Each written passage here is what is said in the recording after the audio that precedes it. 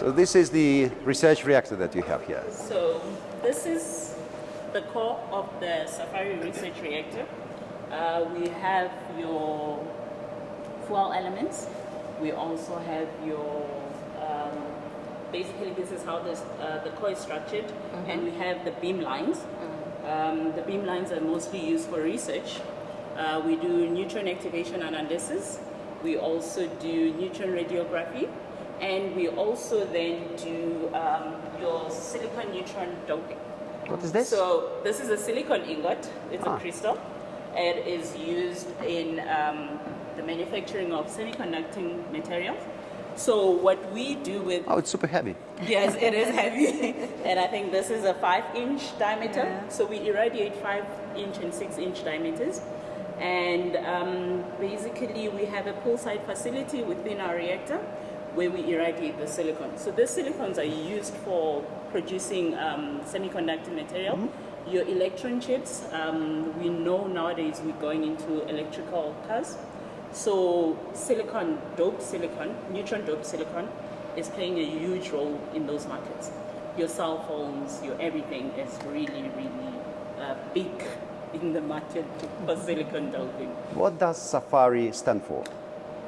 SAFARI pretty much is just an acronym that stands for South African, South African Fundamental Atomic First.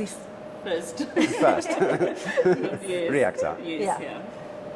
I see a sign which I instantly recognize here, which is U-235. Here it is, uranium-235. Yeah.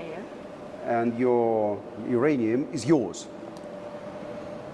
No. Uranium is... Uranium. It's not ours. It's not yours? No. I think we buy, I'm just not sure exactly from who, but we buy the moly plates, then we assemble the fuel assembly ourselves. That is done in-house, but the fuel plates we do not process, we do not manufacture them ourselves. What kind of international cooperation can we be talking about here? I think we work well with the French people, also I think with the Russians as well. And I can't remember the other big role players that are in the industry. Well, you have this advantage of being a BRICS country, which can easily interact with the North, with BRICS, and with whoever. Yes.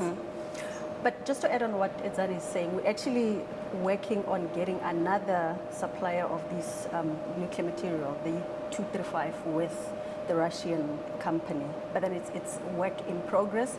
And on top of that, we have actually signed a memorandum of understanding with one of the Russian companies. So that takes us a step further in strengthening the relationship that we have. Now, let me underline once again that it represents an international prize, but I'm of course Russian, so I like what you say. So that's just a show of X-ray. Radioactivity. Yes. Ladies, you're on the other side, if I may.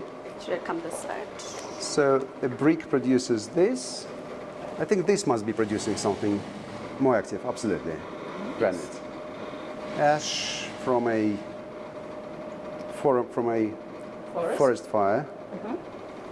Water. This is the water, not vodka. Yes. A lot of things produce radioactivity. Yes. A lot of people have been thinking about it for years. How does your nuclear program start in this country? I'm going to take you through the history of how it started. This started way back in around about the World War II, just after that. So the government of then, they started forming a research committee that looked at the uranium itself. So this is way back in 1944, 1948. Then they came up with Atomic Energy Board that started looking into having nuclear power plant and having the research reactor. This is way back. This is actually how it started. And they worked in these two projects. But then they started in 1961 to construct Safari 1.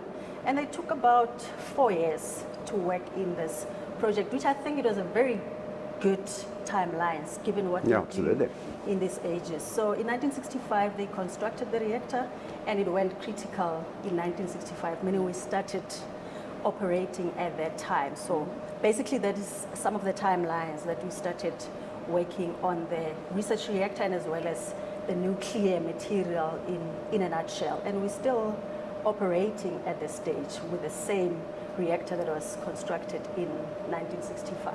I'm not sure And if you a want few to- years later, I think towards the 70s, they then built the nuclear power plant, which is in Cape Town, in Quebec. It's the only one in the Yeah, African it's the continent. only one in the African continent. So the first one went critical, I think, in 1986, and then the second reactor went, I think, 1987.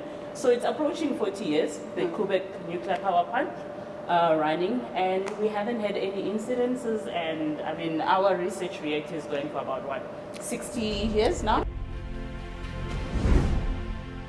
What isotopes do you produce in particular? So we have the major isotope that we produce here. It's molybdenum-99, which is, I guess, the most used in nuclear medicine. Absolutely. I think 80% of the procedures that are done for nuclear medicine use molybdenum-99. So what we have here is NTP, which is our subsidiary company that does the production and the processing of the isotopes that we produce here, so that they can be able to be shipped to the different markets that are out there. So we have Moly-99. We also have iodine-131 that is research reactor produced. And we also have a small research a small accelerator that is used for fluorine. So FDG production, they have a small reactor an accelerator that they use for that. But our major isotope that we produce is moly. Whom do you sell to? Sorry? Whom do you sell to? We sell to about 53 countries worldwide. That's impressive. 53. 53. Oh, it could be over, but around 53 countries worldwide. And I think we export to Europe, Asia, the different continents that are there. My last question being simple, but difficult for many people. So this visitor center is not about the past, it's about the future. Yes, definitely. The reason why this visitor center was built was also to bring awareness to the South Africans and to other Africans about really what nuclear technology can bring, and what we've done, what we're doing, and how it impacts the future. What the technology can bring and will bring and shall bring. Yes, definitely. It will, definitely. And then the other factor is that there's a perception about nuclear. Yeah. We're trying to sort of work against those myths to say that nuclear can be used for peaceful use. We are experiencing load shedding in our country, and these are some of the things that we can do with nuclear, as opposed to other forms of energy where we can be able to bring more energy to the community, which is cost effective compared to other forms of energy. So we're trying to educate people more about what nuclear is about. So one step at a time, we are getting somewhere, but it's just public perception that we need to talk to, that will be able to sell the idea of nuclear to many people. The reason why I have this sheepish expression now is that I promised you that my last question was going to be last, but as it happens, it was last but one. Yes or no, is nuclear energy renewable? I would say it is renewable. It's a clean energy compared to coal. It is, when we compare it to other renewables, it's actually a very clean energy compared to coal. So it is, in fact, a renewable energy that can be used. It doesn't produce many wastages compared to coal power plants. So we can actually call it that it is a renewable energy. And also when you look at it, from the nuclear fuel waste, you can be able to regenerate and recycle with that. So you could really say it's a renewable. Ladies, thank you so much indeed. Thank you.